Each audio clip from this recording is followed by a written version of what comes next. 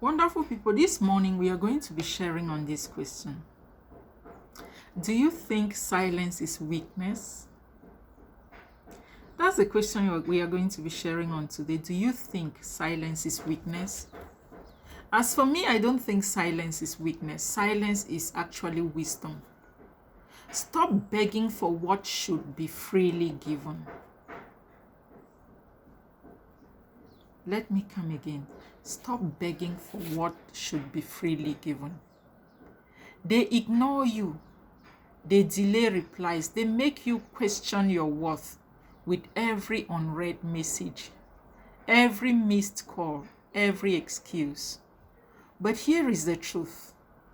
You don't need to chase. You don't need to beg. You don't need to shrink yourself just to be noticed. You don't need all those. Because love isn't a battlefield. Let me come again. Love is not a battlefield. It's not a battlefield for your self-worth. It's not a puzzle of mixed signals. It's not a test of how much silence you can endure. That is not what love is all about. You deserve presence, not absence, my dear. You deserve effort, not excuses. You deserve to be someone's first choice, not their fallback plan. Because most often we are in relationships where we become people's fallback plan, not their first choice. That is why you deserve effort and not excuses. So stop romanticizing one-sided effort. Stop decoding silence. Stop treating emotional neglect like it's a challenge to overcome.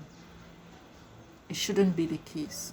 As I always say, if you keep pouring, or if the outpour or the pouring is coming from one side, the cup from which is being poured will obviously get empty. So that love should be a two-sided thing. It should be reciprocal. When I pour into you, you should be able to pour into me.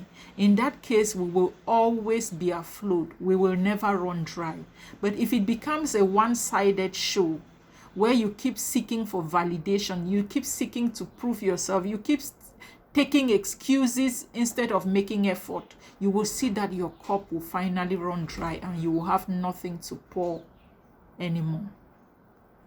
So try to start seeing putting yourself as somebody's first choice, not their fallback plan. So stop romanticizing one-sided effort. Stop decoding silence and stop treating emotional neglect like it's a challenge to overcome. Learn to walk away with grace, with dignity, with the quiet strength of someone who knows their value. Yes. Let your absence teach them what your presence once gave freely. Tell me, my dear, what's that one moment that made you stop chasing and start choosing peace? Let's talk about the shift from emotional depletion to emotional clarity.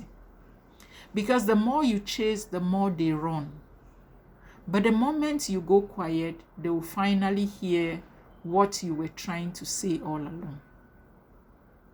I hope I made some sense. Good morning.